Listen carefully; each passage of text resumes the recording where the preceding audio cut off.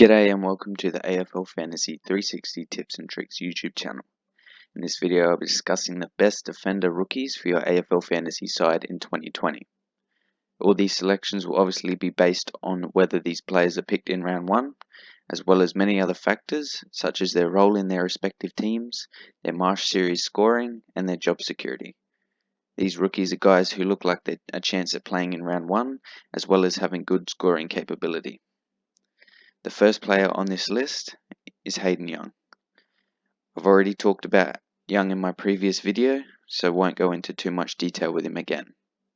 But Young is a 258k defender and was the 7th overall pick in the 2019 draft. He has a deadly accurate kick, and the Dockers' new coach has put a lot of emphasis on good skills this pre-season. This should see him slot straight into a halfback type role for the Dockers, where they can use his elite kicking ability to distribute the ball out of defence. His job security looks good so far, and I see him pushing the low to mid 70s as an average. He's a great rookie option for your defence and can be played on your field. The next player we're going to discuss is Lockie Ash.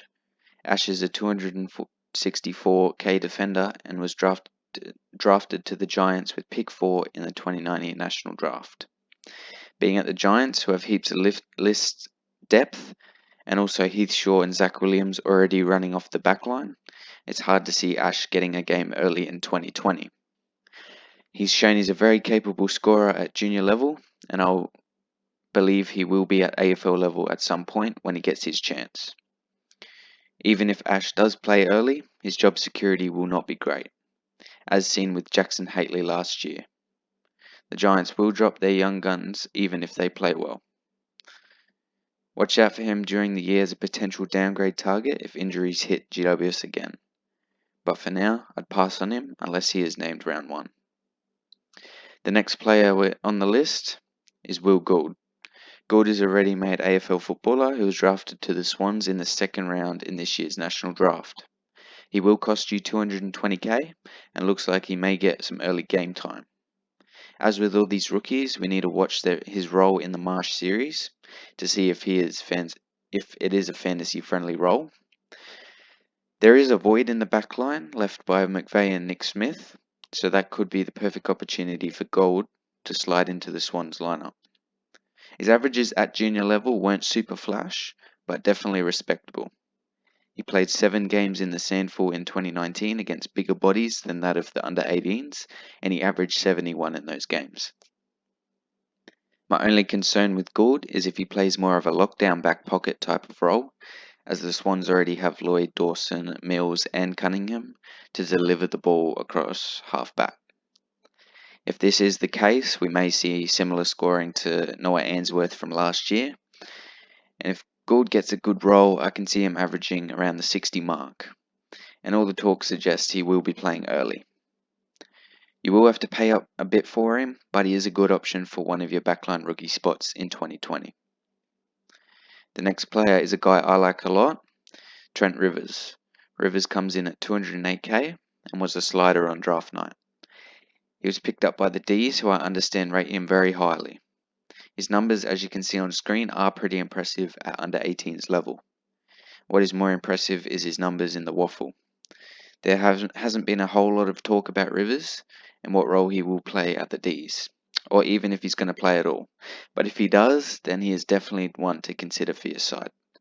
Rivers is a safe starter on field at this stage, but we will need to see his role through the Masters series before we pick him up. I have him at a predicted average of 70, but it is hard to get a read on him as there isn't much talk involving him. He's one that is a definite Marsh series watch for me. The next guy is Starr Savage. Starr Savage is going to cost you 189k, which is only 19k over basement price. His numbers haven't been super convincing in the NEFL, but his last 2 seasons since he was drafted with the pick 18 in the 2017 National Draft have been dogged with injuries. According to the Lions, he has been burning up the track during pre-season and is looking primed for a big 2020. There are a few concerns I have with this pick though. Starr Savage stated that he wants to play a halfback and wing role for the Lions in 2020, However, he's been training purely with the backline during the preseason, and Brisbane have heaps of depth in that position, which only got added to by the arrival of Archie and Grant Birchall. I can't see room for him across half back with everyone fit, and the wings are already occupied by McCluggage and Robinson.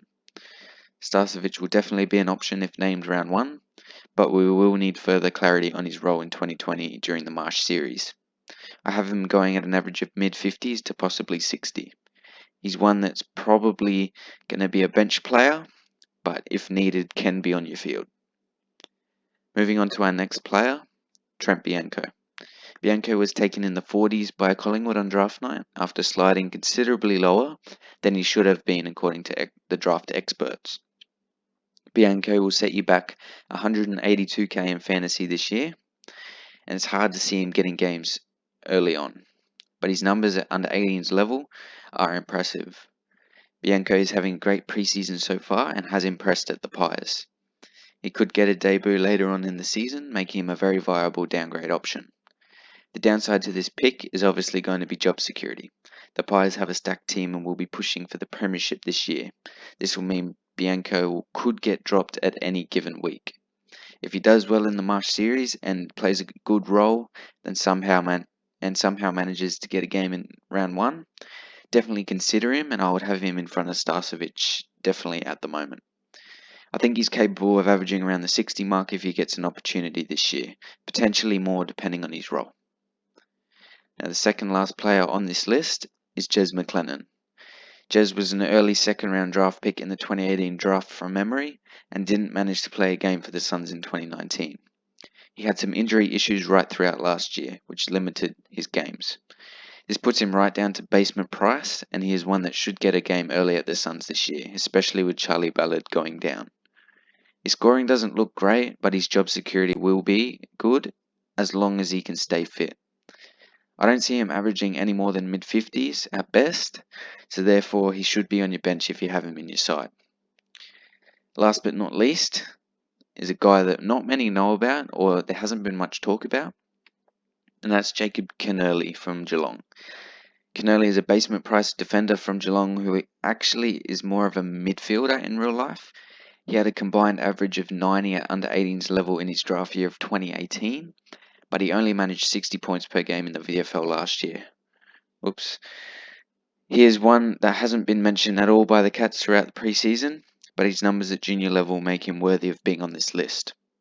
I don't think he'll play round 1, but if he does, and he is playing around the ball for the Cats, he is one that not many people will know about, so definitely keep an eye on him. I think if he does play, he'll probably average around the 60 mark again, but that may vary depending on his role. So that's it for the best rookie defenders for your AFL fantasy side in 2020. If you enjoyed, don't forget to subscribe and hit the like button. There will be a video like this for the best rookies in every single position, so stay tuned for those. Yeah, and make sure you subscribe so you don't miss them. If there are any other defender rookies you would like to know more about, drop their name in the comments and I will tell you more about them to the best of my ability. Thanks for watching, and I'll see you in the next video.